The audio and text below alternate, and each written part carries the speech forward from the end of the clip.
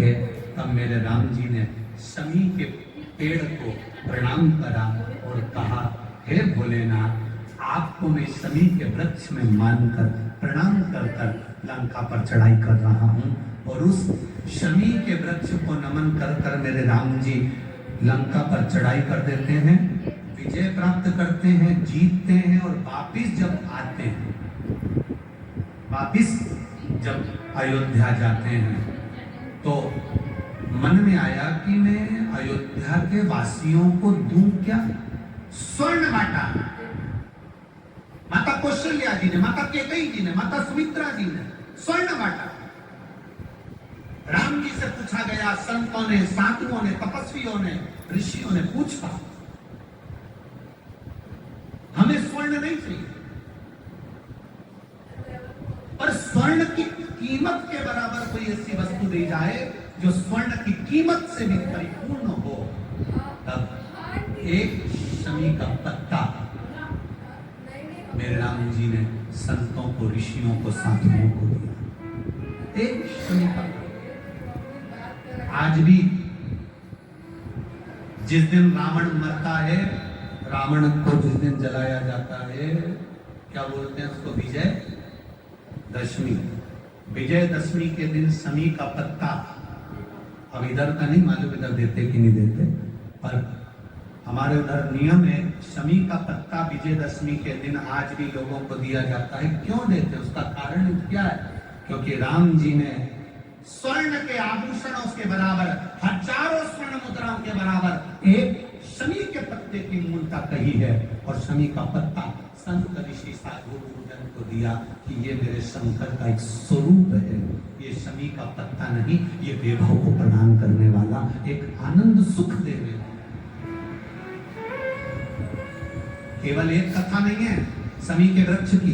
शमी के वृक्ष की 3 कथाओं को हमारे यहाँ शास्त्रों में वर्णन किया। दूसरी कथा महाभारत में वर्णन आता है, और महाभारत के अंतर्गत जब पांडवों को वानप्रस्थ दिया गया, तब पांडवों ने भगवान से पूछा कि हम हमारे शस्त्र को, हमारे औजारों को, हमारे अस्त्र शस्त्र को कहाँ रखें? तब भगवान कृष्ण ने शमी का पेड़ बता दिया।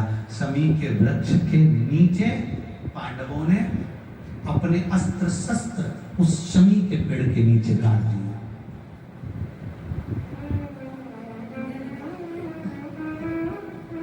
शमी के वृक्ष के नीचे अस्त्र शस्त्र को गाड़ा गया। जब वानप्रस्थ पूरा हो गया, पांडव वापिस आए, शमी के पेड़ के नीचे खोदा गया, और खोदने के बाद अस्त्र शस्त्र निकाले गए, और अस्त्र शस्त्र निकालकर, अस्त्र शस्त्र निकालने के बाद पुनः भगवान कृष्ण ने पांडवों को दिए।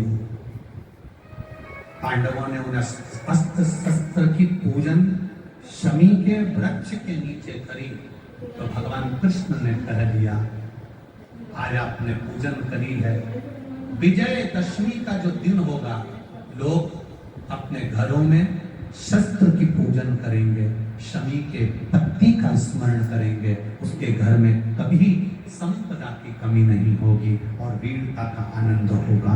वो शमी क्या है ऐसा शमी पत्ते में, शमी के पुष्प में? तीसरा वर्णन आया। एक बार महर्षि वर्तंतु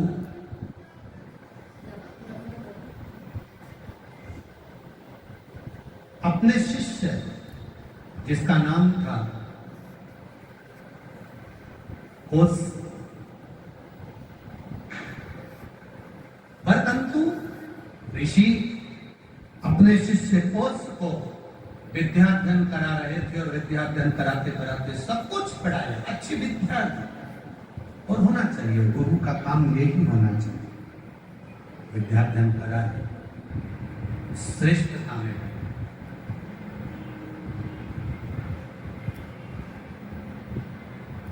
श्रेष्ठ। अब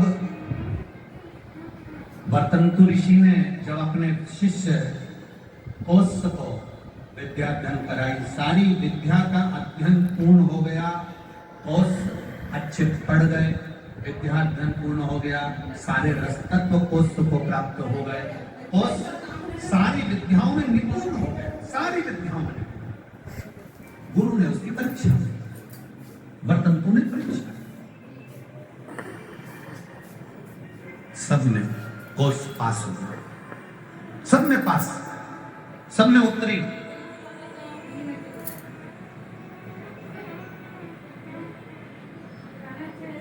अब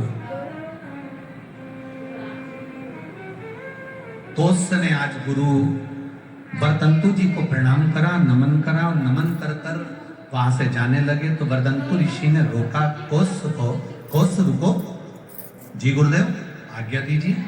गुरु जी ने आज्ञा दी कि एक काम करो, तुमने विद्या अध्ययन करी है पर हमको विद्या अध्ययन करने की भेंट नहीं दी। गुरु जी आप आज्ञा करो, मैं आपको क्या भेंट दे दूं?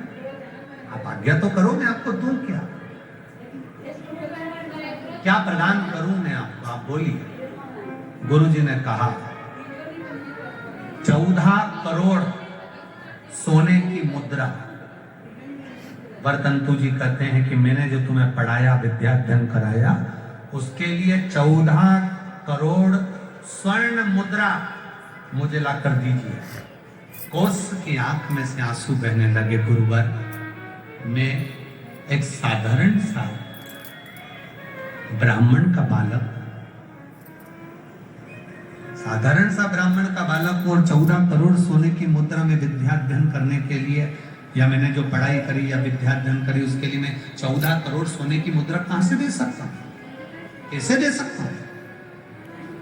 नहीं नहीं, तुमने पढ़ाई करी है तो तुम्हें 14 करोड़ सोने की मुद्रा मुझे गुरु दक्षिणा में देना पड़ेगी।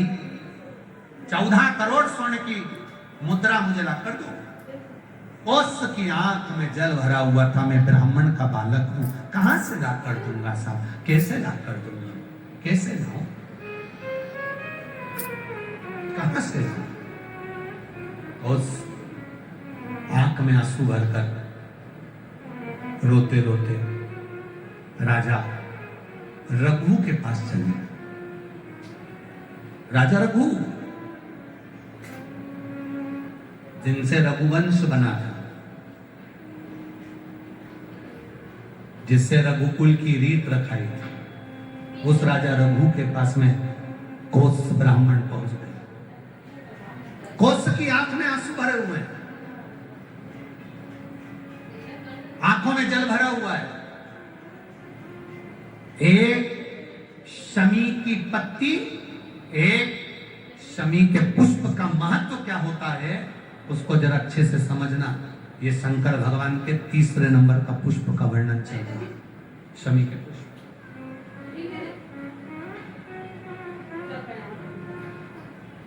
पहला वाला कौन सा था? पारिजात। दूसरा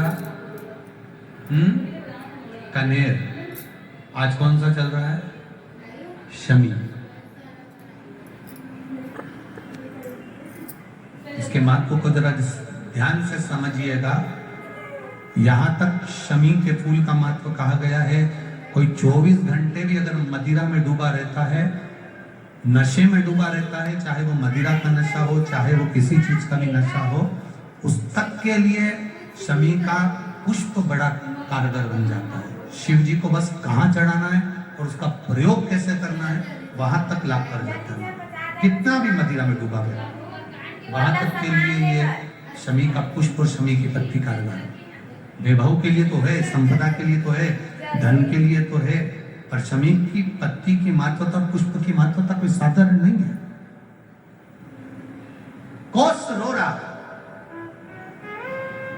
वर्तंतु ने कहा, वर्तंतु ऋषि बोले 14 करोड़ सोने की मुद्रा मुझे चाहिए। और रोता रोता वो ब्राह्मण का बालक कोस, मैं ब्राह्मण, मैं ये 14 करोड़ स्वर्ण मुद्रा कहां से लेकर आऊंगा? राजा रघु के पास पहुंच गए। राजा रघु अपने आनंद के साथ, रघु करते क्या थे? शिव जी की आराधना, शंकर का भजन, शंकर की गुणगान। इसलिए रघुकुल में सूर्य की आराधना और शिव की आराधना दोनों होते हैं, दोनों कर रहे हैं शिव आराधना।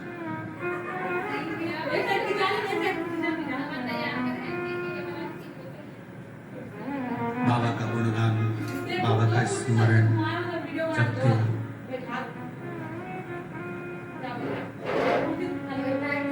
शिवाय शिवाय शिवाय